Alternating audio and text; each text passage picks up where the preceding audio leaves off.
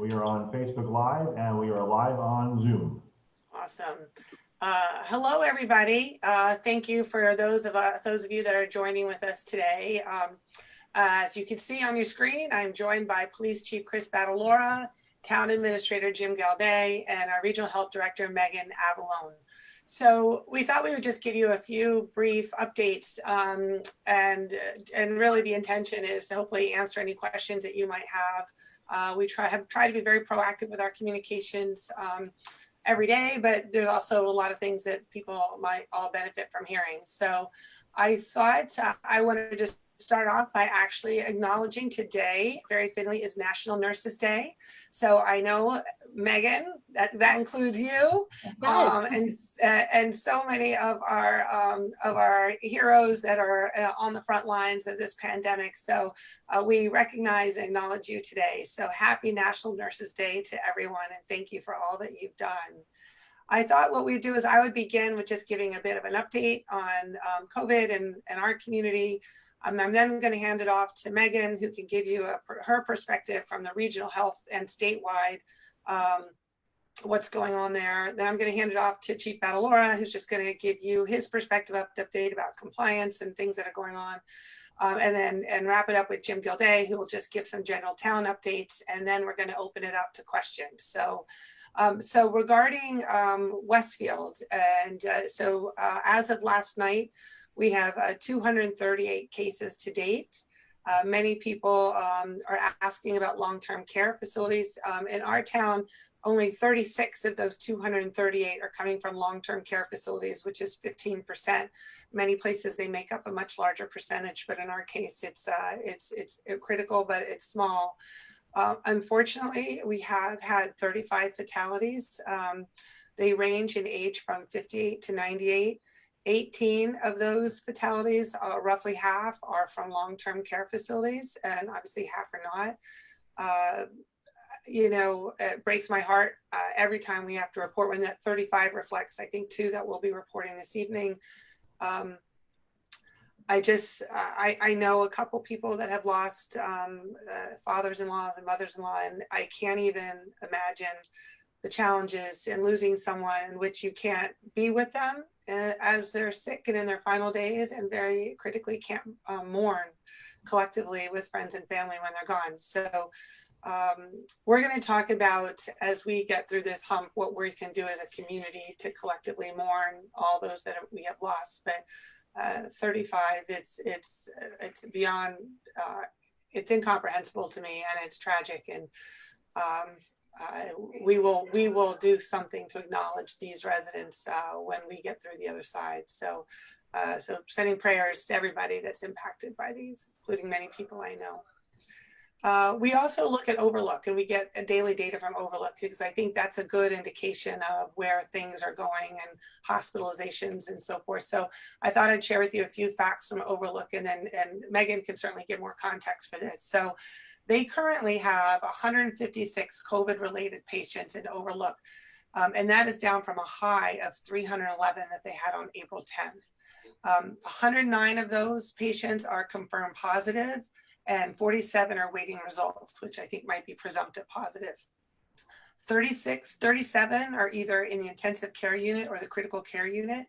That's 37. There was a high of those, they had 72 on April 14th. So those numbers have dropped in half, luckily.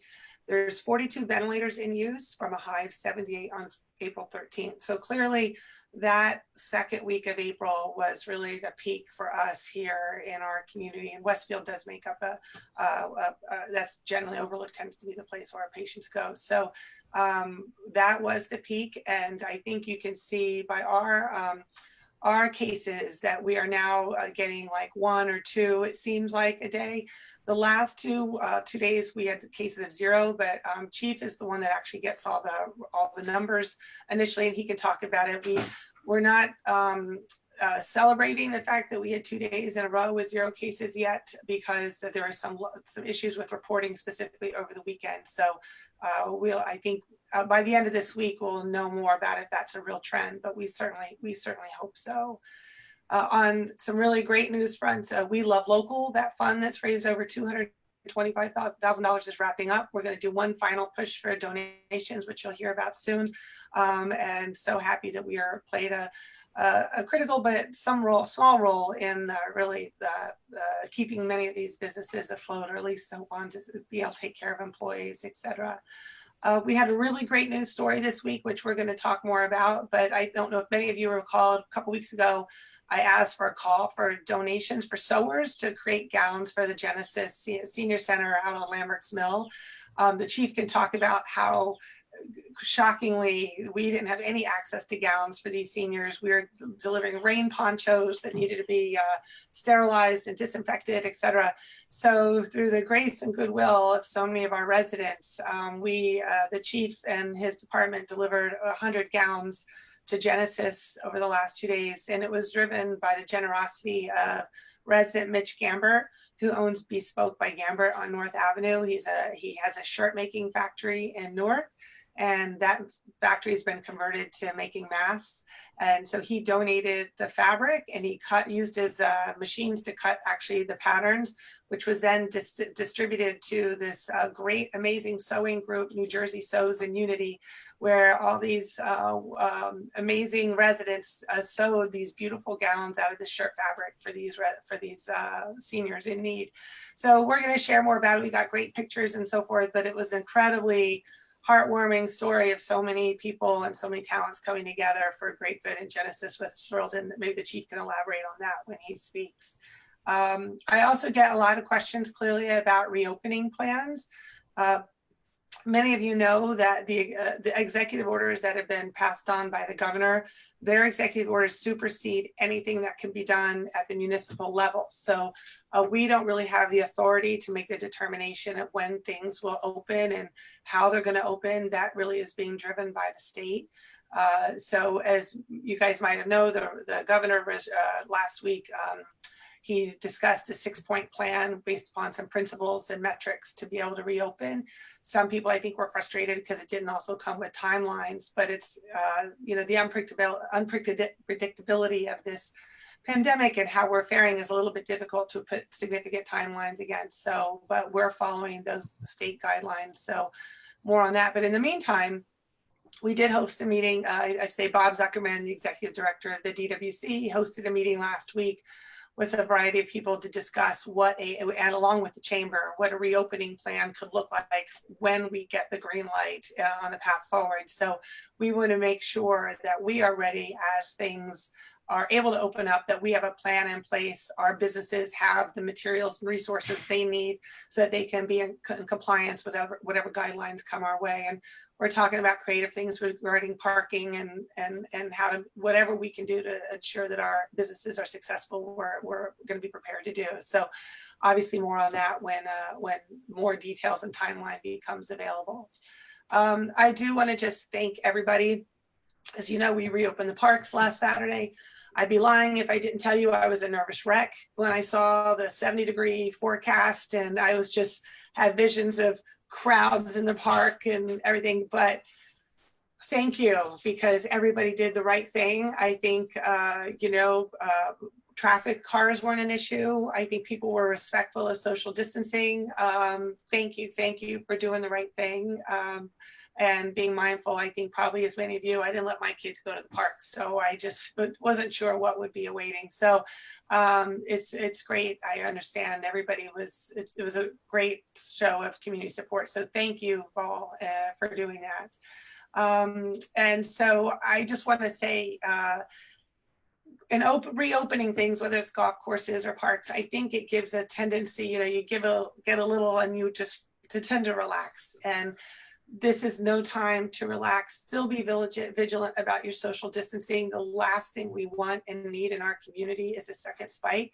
I'm sure you've all read, people are worried about a double spike of flu season and this coming back in the fall. So even as things open up, please be mindful and respectful of social distancing so that we can be sure that we do not have to go through this a second time.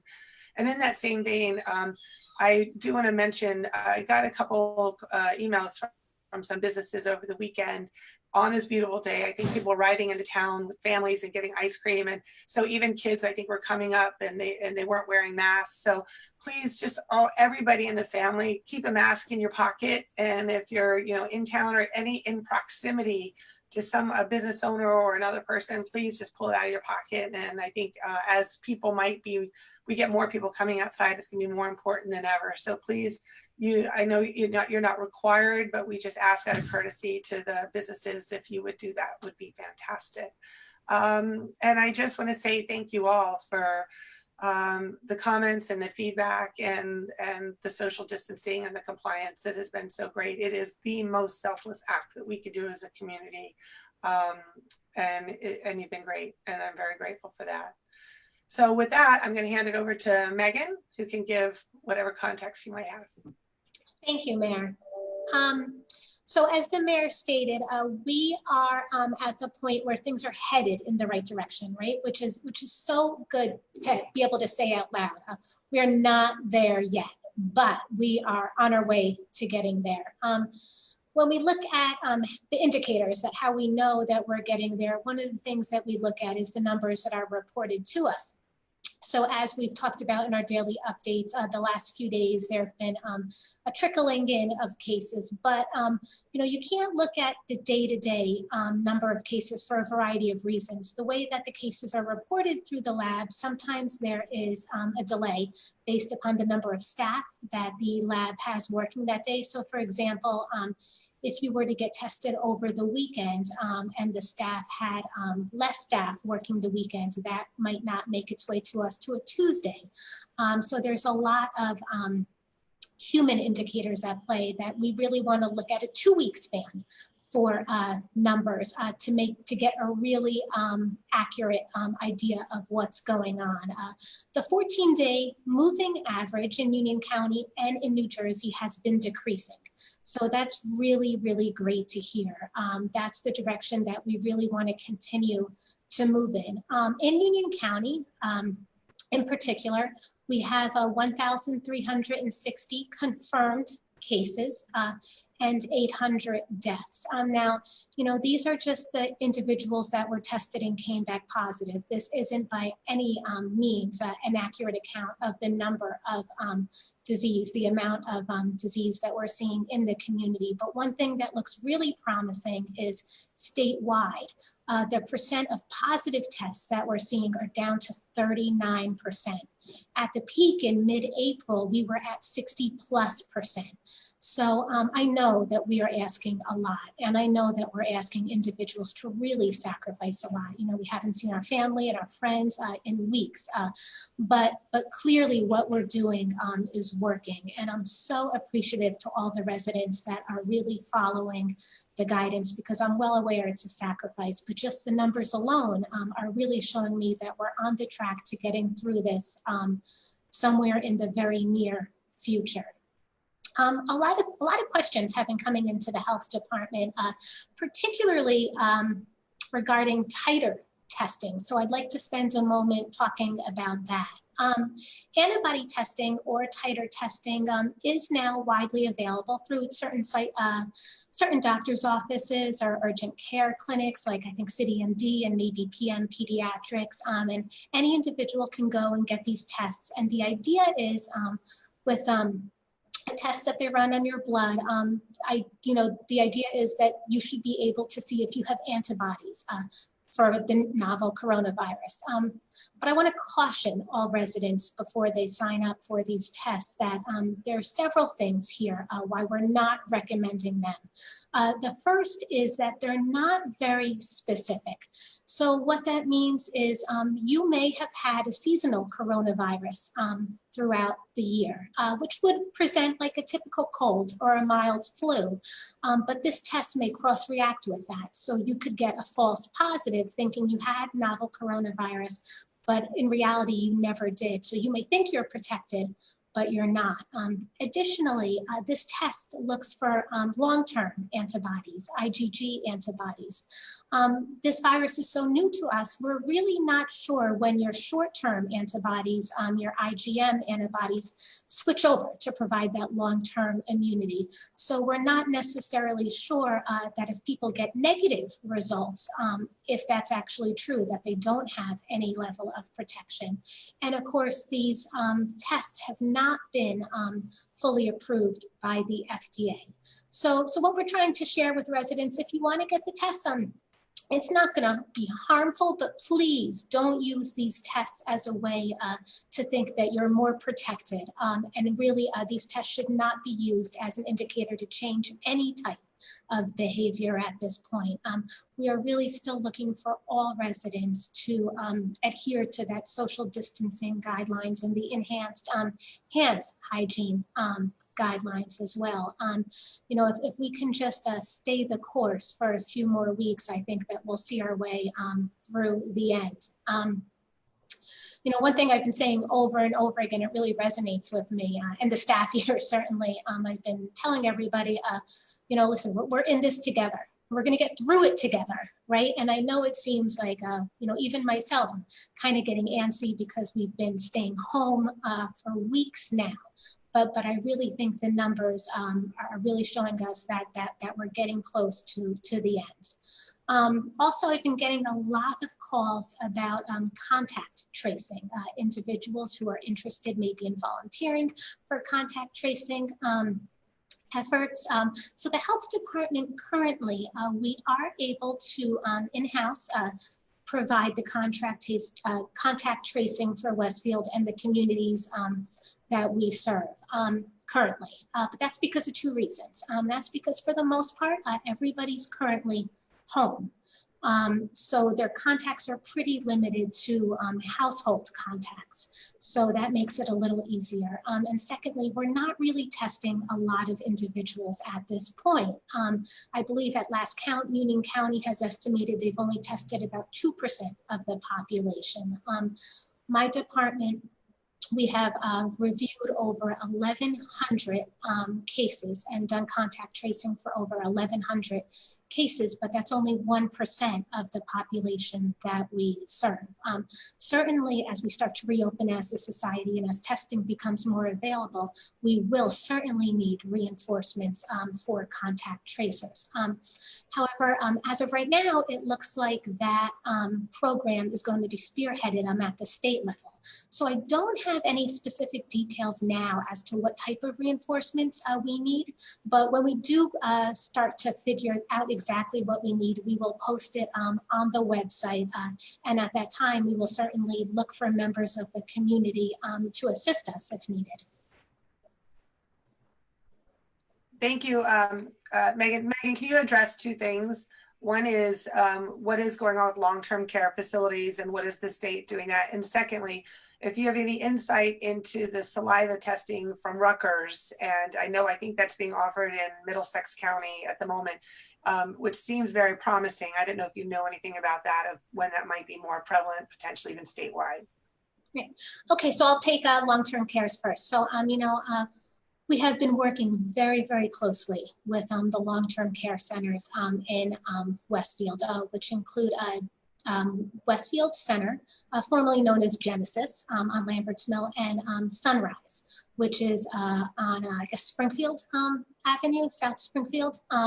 We are in contact with these facilities daily. They report to us on how many individuals are sick, how many staff are sick daily. We've had weekly conference calls with these facilities talking about what they're doing in terms of infection control.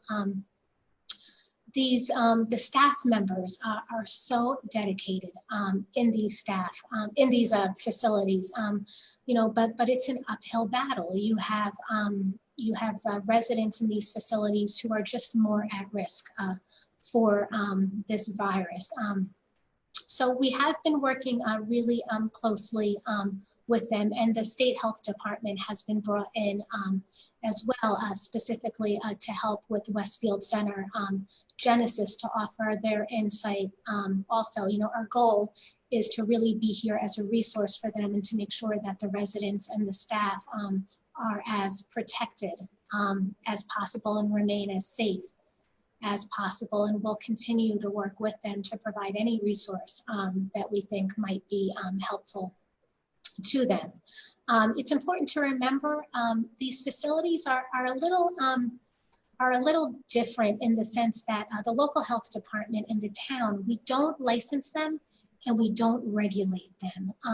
So our role is really just to provide guidance, which, as I've said, we have been doing. I don't have the ability, not that there would need to be, but I don't have the ability for any of these centers to levy fines, to close them down.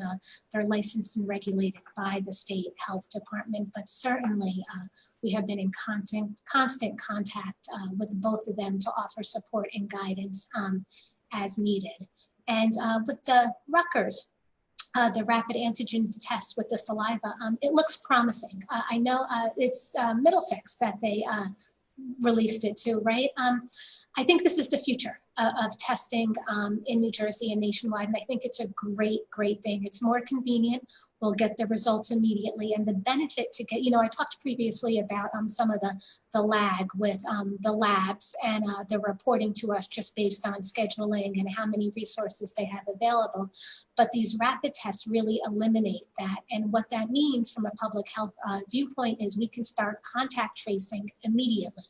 So I think that these tests are really promising, and I think that we're going to see much more of them in the near future. Thank you. The chief? Thank you, Mayor. As the mayor indicated, I received daily reports from the Union County Prosecutor's Office regarding positive COVID-19 tests in Westfield here. As of this date, my numbers differ just a little bit, but they're inconsequential. I have 239 positive tests that have been reported in Westfield. And of those, 35 of them, or roughly 15%, have come from long-term care facilities here in town. The sole purpose of us receiving these daily reports is that so we can enter address flags into our computer-aided dispatch system, which alerts our dispatchers to those addresses where we have positive tests. In turn, our dispatchers can alert responding police, fire, and EMS units when they're responding to an address where there's a positive test, so that they can take proper mitigation methods, such as donning full personal protective equipment. I want everyone to know that we recognize the great sensitivity of this information, and that we safeguard it with the highest regulations with regards to their confidentiality. So you have nothing to worry about with us. We are taking great care not to expose anyone to this virus. And in that, I mean when we respond to calls for service and we have direct face-to-face contact with people here in town. Early on, 4 of our officers tested positive for the virus after experiencing signs and symptoms. 3 other officers experienced signs and symptoms, but they either tested negative or testing for them was not recommended. And 8 more officers were placed on leave immediately after potential direct exposures while in the performance of duty. These exposures were the direct result of responding to calls for service and or making warranted custodial arrests for certain serious offenses like driving under the influence. Unfortunately, even during a declared state of emergency, crimes still occur, and we continue to receive emergency calls for service that not only warrant an immediate police response, but they also require us to come into close face-to-face contact with persons. All of these officers have since returned to work after appropriate periods of self-quarantine and after receiving medical clearance from their own personal physicians. And I'm very happy to say right now that the Westfield Police Department presently has no officers whatsoever on leave for any reasons related to COVID-19. So that is a great thing for us. We're able to maintain our staffing and ensure a continuity of services here. One of our officers, and that's Timothy Donovan, who was also a chief warrant officer in the United States Naval Reserves. He was recently ordered to active duty in support of the military's response to events related to the pandemic, and he will remain on active duty for up to 1 year. We wish Chief Warrant Officer Donovan the best of luck. We hope he stays safe while serving this country, and we look forward to his return to his wife and children and to us here at the Westfield Police Department as soon as possible. The Westfield Police Department continues to be as busy as ever. It's just a different kind of busy for us. Our school resource officers have been redesignated as community service officers, and they have been diligently addressing the needs of the senior citizens of our community and others with special needs. They have been working closely with our chaplain, Deacon Gibbons of Holy Trinity Church, to support the Westfield Food Pantry. And they're ensuring that those in need during these tough times get the assistance they need. Chaplain Gibbons and the community resource officers are organizing a food drive to further assist those in needs, and we will release more information on that in the very near future. I want to reiterate once again, the Westfield Police Department is here to help you. During this pandemic, we have evolved from a law enforcement agency to more of a public service agency. My goal as Chief of Police is and has always been to ensure that no one is forgotten about. No one will be left behind. If you need us, please call us. Our officers are doing everything in their power to assist those in need, and that includes in performing many non-traditional police functions, and we will continue to do that for as long as necessary. I'm so very proud of how our officers have adapted to the changing needs of our community and how they have been working to ensure for the continuous uninterrupted delivery of emergency services during these difficult and dangerous times. Our officers are always at their best when things are at their worst. And during this public health crisis, it has been no different. They have families and loved ones at home. They have the same fears as all of you have, but they still put on the uniform. They come to work every day because our mission, this town, its people, they come first. And our officers, they recognize that, and I applaud them for that. Our officers continue to enforce the executive orders of the governor and the administrative orders of the State Director of the Office of Emergency Management, who happens to also be the Colonel, the Superintendent of the New Jersey State Police. Since March 19th, the Westfield Police Department has conducted 1,794 documented self-initiated compliance checks of parks and playlands, restaurants and businesses, churches and other religious facilities to ensure compliance with these directives. I'm very happy to say not a single person, business, or other entity has been charged with any crimes or criminal offenses related to the state's emergency orders. That's not to say that there haven't been any, but that our officers have been able to properly educate persons and interact with them in such a positive way that they've been able to achieve voluntary compliance. And because of that subsequent voluntary compliance, it was determined that the issuance of criminal charges was not warranted. That says a tremendous something about the people of Westfield, and I want to commend all of you for that. I do not want Westfield residents to be mentioned in any of the governor's daily briefings, and I do not want any Westfielders being recognized as some of New Jersey's knuckleheads. Lastly, I want to thank those residents and businesses of Westfield who have shown such sincere appreciation for the police officers operating on the front lines of this pandemic. The meals that you have sent us, the personal protective equipment, the cleaning and disinfectant supplies, the professional services you've offered us at no charge, the handwritten cards of encouragement from school children, it has all been absolutely overwhelming for us. We want to, and we will, at some point in the very near future, publicly recognize each and every one of you, from the young Haley and Sadie Pitagala of Westfield, who baked and delivered cookies to us, to Sean MacArthur and the legendary Antonio Tony Cucaro of the maintenance staff at the Westfield Public Schools, who regularly disinfect our prisoner processing areas and all the other common rooms and areas of our police headquarters, as well as each and every one of our patrol cars regularly.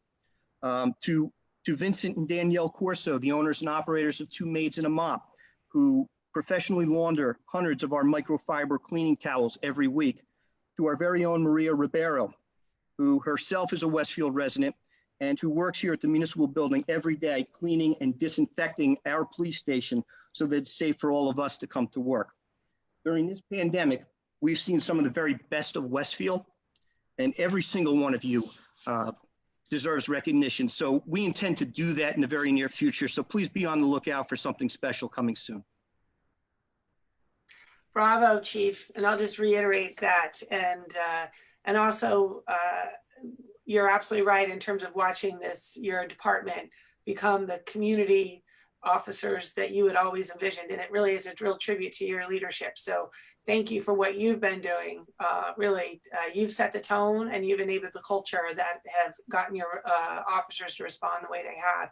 And our community is grateful for it. So thank you so much. Thank you, Mayor. All right, so Jim, I thought Jim could give us an update on town operations and other things. Sure, thank you. And thank you, Chief and Megan. And just important to mention, the Chief mentioned this too. We've been very fortunate in Westfield, our employees, besides the police department where we've had the most positive cases, had some other cases in other departments. But again, as the Chief said, we're happy to say here in Westfield that there right now is no positive cases for employees.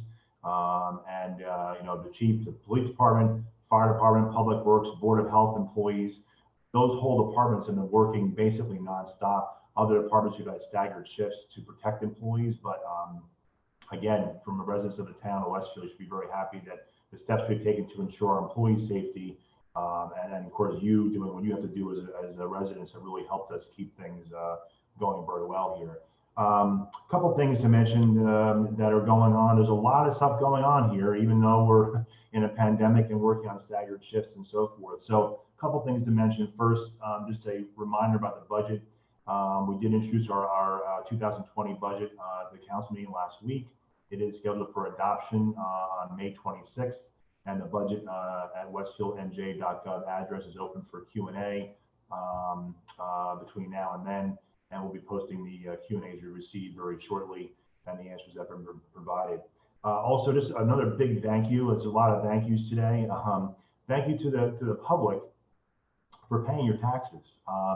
We have that's what keeps every town going, not just Westfield. But you know, we have many ways to pay our taxes. Of course, we've always had this. You pay online, you come in person. We have many people who like to come in and see our staff and see Maria and see Jean and see Henry. Of course, we can't do that right now. So they miss you as you miss us. But the police department has always taken tax payments in the office in the front lobby. We moved the box there to accommodate that. And we did a new quick thing to make it even more convenient. Another new mailbox put at the back of Town Hall, which has become a big hit. We've had a lot of people doing it. And so I just can't thank everyone enough for paying their taxes, paying on time. And right now we're basically on the same pace as we would without having a pandemic, without having an extended grace period. So that's very important and shows great pride in the town of Westfield and you know, making sure we have the money to do what we need to do for you. So a couple other things. So tax collection is going well. Now, all the departments we mentioned, everyone's working. There's still a lot of projects going on. So today, as I look out my window, I'm in Newaskin Park, a lot of work going on here. The Pathways project is Pathways have started to be installed today. So that's great news. For a few more weeks, we'll have the Pathways installed, and then Park Drive, that's around the park here, will be repaved. So that's a project a long time coming, but that's going very well. And thanks to Chris McAloon and his engineering staff for having that going.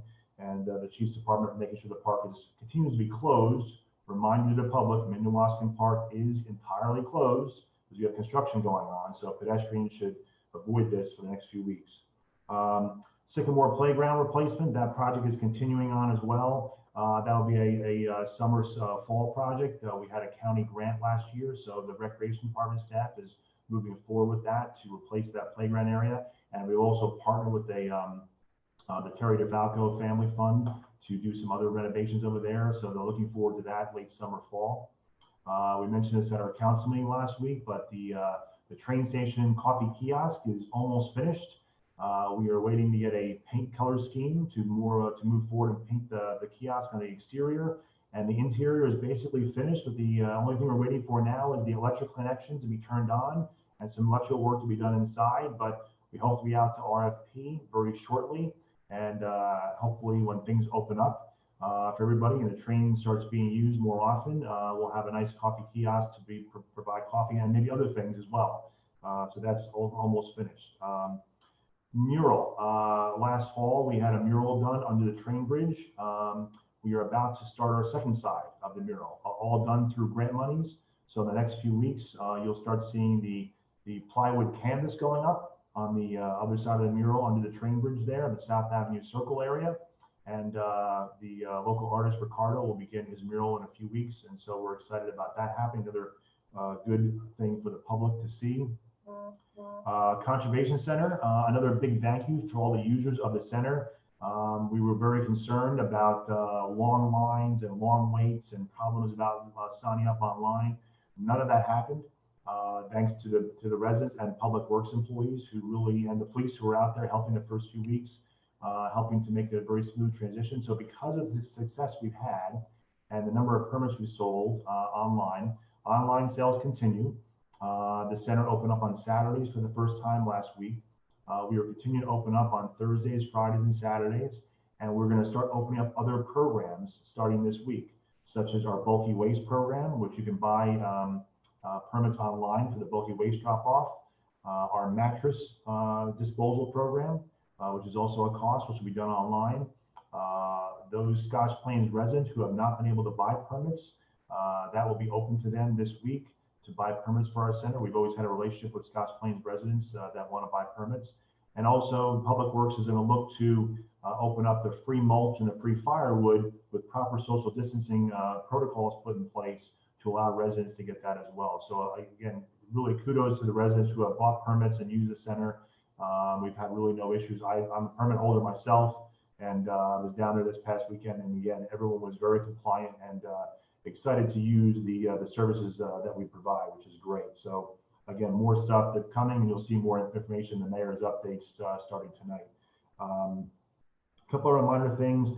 Gas company utility work goes on in many areas in town, which obviously is something that's good for infrastructure improvements. That will mean, though, that we will have some road repaving done by the utility companies on our behalf later. We expect this summer, late summer and fall. So we'll be releasing information soon about what roads will be paved. We're also waiting for information from the state about what we can do as a town for road paving. So that'll be coming soon, but there will be road paving going on this year, most of it by utilities, which is great.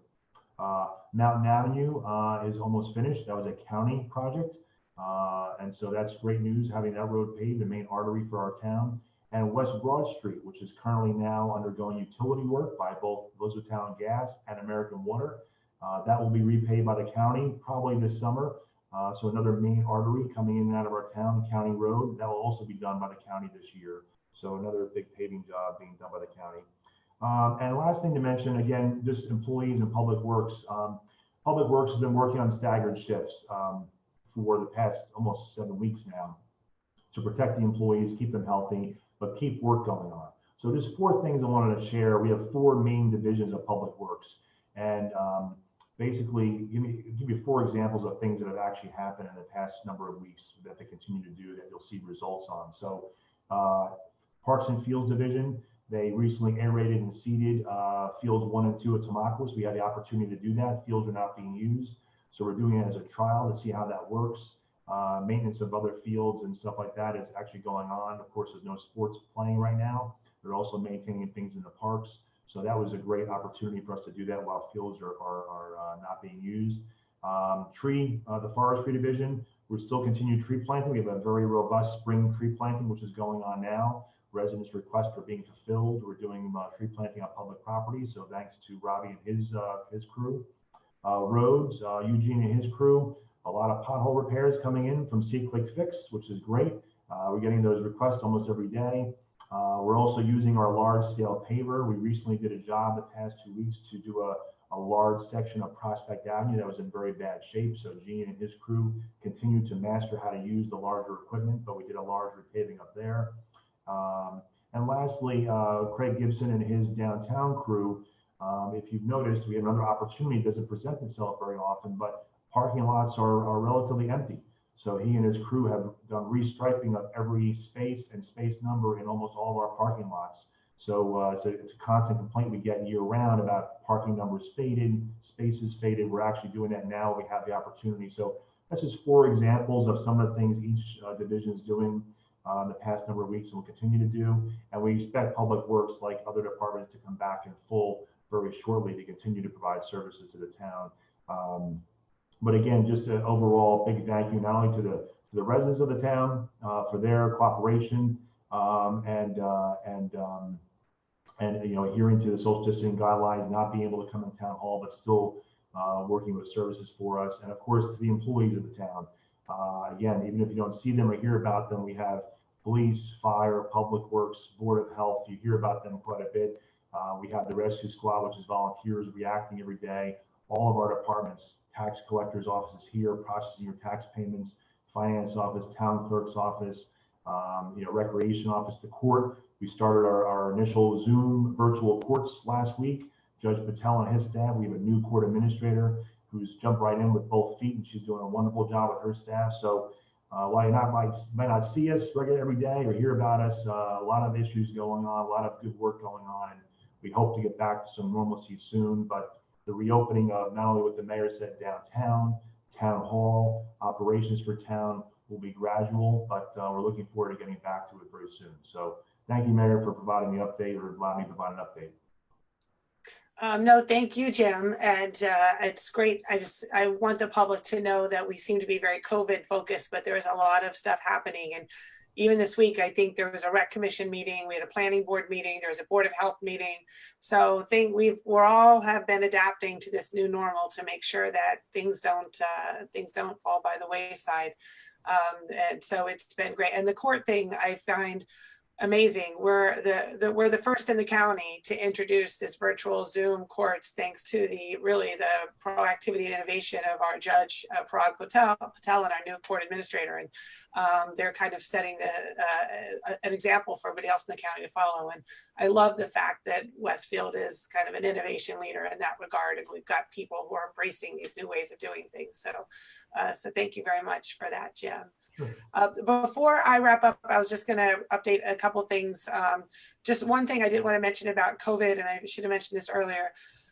One thing we hear a lot about, both from our DPW and I hear it from other people in town, is that people disposing their masks or gloves in the parks or on the streets. And obviously somebody has to clean those up. So, and I know it may not always be intentional, but just be incredibly mindful of your PPE. Hopefully it's good. Like I said, these are going to be just habits that we have them with us all the time, and please dispose of them properly, because it is, it's someone's got to do it. And it's just really unfair for those that have to clean up after this. So just be very courteous and mindful of that, in particular our downtown and our parks. It seems to be where it's the biggest issue. And the one thing I did want to bring up, many of you may have read the news about Lord & Taylor, that they are liquidating their, will be liquidating the 38 inventory, the inventory from their 38 stores, with the intention of closing when that's happened. And I must say, it's probably, it wasn't much of a surprise to me. I would imagine it wasn't a surprise to most of you if you have been following the news. And the good news is this is something that we had anticipated, not to be driven by a pandemic, but one of the first things I did after being sworn in as mayor was initiate and begin a relationship with the parent company at the time of Lord & Taylor, which is Hudson's Bay Company, who is the owner of the property of the Lord & Taylor and the 2 parking lots across the street. The operations of Lord & Taylor has since been turned over to or sold to Latote, who's been operating it for like the last 6 months, but Hudson's Bay remains the property owner. So we have been engaged with Hudson's Bay for almost 2 years. As I've mentioned many times, that they are interested in being a very transformative investor and partner with us in the town, which is a big reason why we have started the redevelopment process for those properties. So that redevelopment designation study is currently underway. We expect to get the study back by June-ish, when the council will adopt it and hopefully designate those properties, among others, as areas in need of redevelopment, which enables us to really begin and implement the conversations in earnest with Hudson's Bay about what could be and what we would want to see on that site. They've been very interested in our master plan reexamination and the public input that came out of that as a means to inform what might the possibilities be on that site. So In many ways, I mean, obviously heartbroken like me about Lord and Taylor. It was my go-to place all the time, but I think, you know, we had seen the writing on the wall and the way that retail is going. But I feel that we are ahead of the curve in these conversations, and really very lucky that an investor and a developer like Hudson's Bay wants to partner with the town to do something that works in our mutual best interest. So there'll be more to come, but I don't want people to think that the reason I had reached out to Hudson's Bay 2 years ago was I never wanted to be caught flat-footed when we thought this announcement was, which I thought this inevitable announcement was going to come our way. And so the good news is we're very well ahead of the curve. We have great relationship with them and look forward to continuing the conversations once that designation is done, so that we can talk about with them openly and transparently as a community on what we could see there. I do want to remind people, because people send me notes all the time about, let's put on a community center, let's make it a public park, but it's just a reminder that property doesn't belong to us, it's theirs. They are a private property owner. And the fact that they're actually are interested in engaging with us on what the community would like to see there is very, very promising. And I would only ask people to keep an open mind about the possibilities as a means to make sure that we continue to engage them. I do worry, in absence of that, you know, there's a lot they could do on that site as of right, which would not require any type of engagement with the community, and it could be a tenant. And you know that, and they have actually mentioned that Walmart was somebody who is interested in being there, and I know that is not something that we want, nor is it something that we think would be a good fit for the community. Quite frankly, they don't either. But my only point in saying that is, let's keep an open mind about the possibilities that could be there, and let's work with them at the right time to come up with something that's a great opportunity for us to transform and revitalize our downtown, but in a way that gives them an economic benefit as well. So, but I'm sad about Lord and Taylor, but I am very optimistic about a transformational future on that site. So I just wanted to put that out there. So with that, I think we have a few questions. We do, Mayor. I'll go back to the first one. We had a question about, I guess, Megan, can you elaborate on what you said about being near the end of this? Do you envision us being able to reopen shops and restaurants in the next few weeks? I think you can answer that, Megan. I think you were referring to the public health portion of this. The shops and restaurants are really, as the mayor said, going to be guided by what the state allows us to do through executive order. So go ahead, Megan. Thank you, Jim. And I want to be clear, you know, we're not there yet, right? So it's so important for us to really stay the course and continue to social distance appropriately. But the numbers, again, are really showing that we are getting there. And of course, you know, getting there leads us one step closer to reopening. So I'm confident that we are on our way there, but we are just not quite there yet. And just to reiterate Jim's point about the state, I think Governor Murphy has said we're going to open as a state.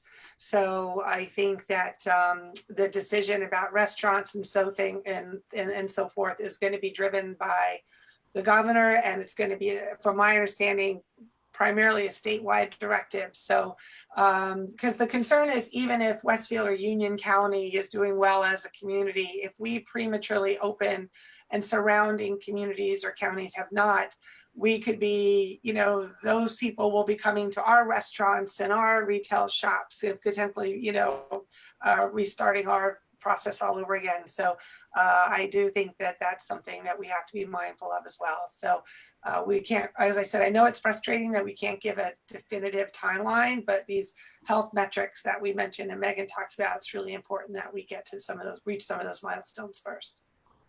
Okay, that question was from Jackie Lieberman. The second question we have is from Marcy Vandelli. She's thanking us for all we're doing.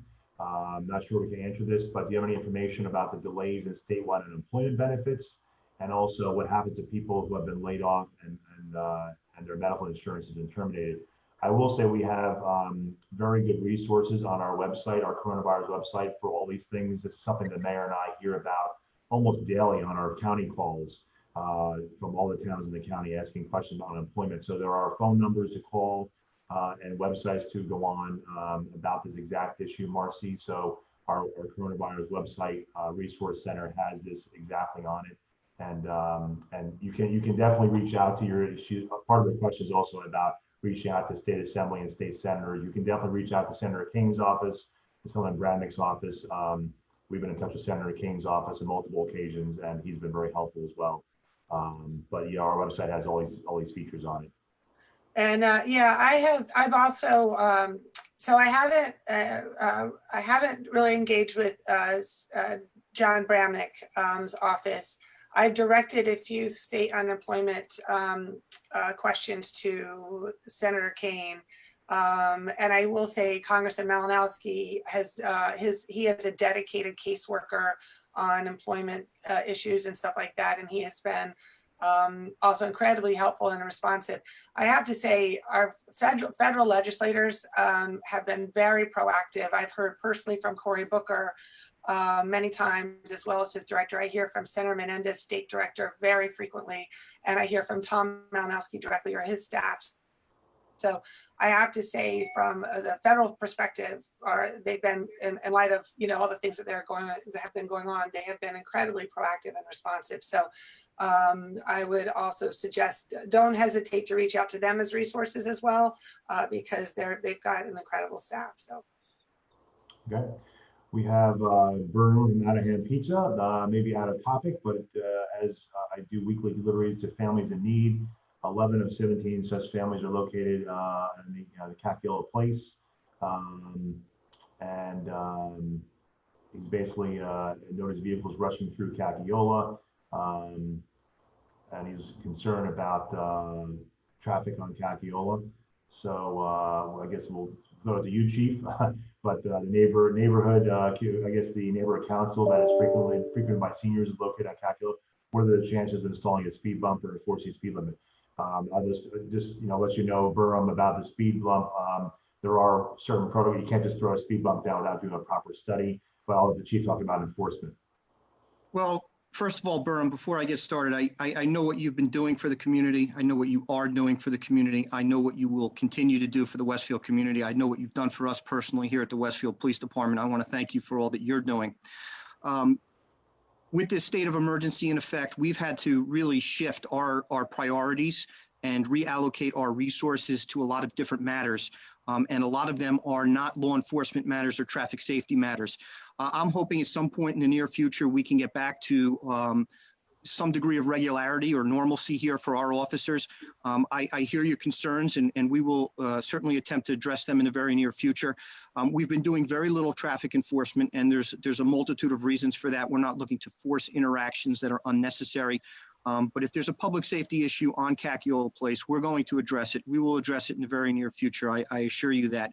Right now, our officers have just been refocusing their attention to other more pressing matters because of the pandemic. And unfortunately, certain situations like this do get neglected. But I hope things will change in the very near future and we can start rededicating resources towards traffic enforcement. And Burham, I'll just add my public thanks as well. You have really been a rock for so many people and businesses in the community, and so grateful for it, really. Thank you, Burham. We have a question from Eric Lipkin. Assuming Westfield residents are tested as much as anyone in Union County, New Jersey, or the U.S., is there any insight as to why the mortality rate in Westfield is 15%? 15% is so much higher than the county or state. I don't think our mortality rate is 15%. We have a population of almost 31,000, and we have, I think, 35 deaths as of today, I believe. Is that right? It is correct, Jim, but I can address some issues that I think the community should be aware of. The number of deaths that we see in Westfield are always going to be higher than the surrounding communities just because we have those two long-term care centers. Unfortunately, as we all know, the long-term care centers have been disproportionately affected by this illness. Like as I said before, they are just more immunocompromised. They're disproportionately affected also for influenza, but the difference is there's a vaccine for influenza, right? So until we get a vaccine, I think we're always going to see those higher rates in the long-term care centers, and that really bumps the numbers for Westfield up, I think, dramatically. I think over half now, the deaths that we have seen have been in the long-term care centers, which is, which is so sad. One of the things I am looking to get from Union County is the number of residents in Westfield that have been tested at their testing site. They have not been able to provide that information as of today. But if we do get that information from the county as to the number of individuals who were tested, that will help really provide greater insight as to the bigger picture for who's testing positive, who's testing negative, and we can really start doing a deeper dive over the later spring and early summer so that we're more prepared in the fall. Got it. I think that answered Mr. Lipton's question. No other questions I see right now, Mayor. We'll give it a minute. If anyone else has any questions, they can submit. We did have someone in the webinar chat had asked a question about Lord and Taylor, but you would have addressed that, Mayor, about the property there and the zoning as well. And I don't see any other question. I will say there's 60 participants on our Zoom call, Mayor, and I know this is also being broadcast on Facebook Live. So good response as of so far. So no other questions. I don't see, Mayor. Well, thank you all so much for joining us today. You can't thank you enough. I hope you heard from everybody here today how grateful we are to the residents for your compliance, your compassion, your understanding. In spite of, I know we're all feeling a bit impatient and frustrated with these directives, but it's good to hear from Megan and affirm that they are indeed working.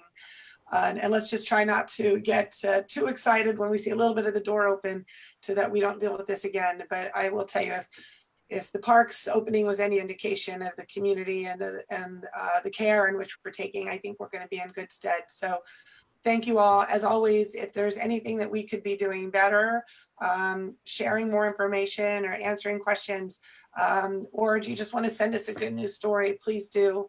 We're learning through this as we go, and we want to make sure that this will be a best practice going forward. So we need to hear from you on anything that we could be doing to improve. But thanks again, stay safe, and we'll do another one of these as needed. All suggestions welcome. Stay well, everybody. Thank you.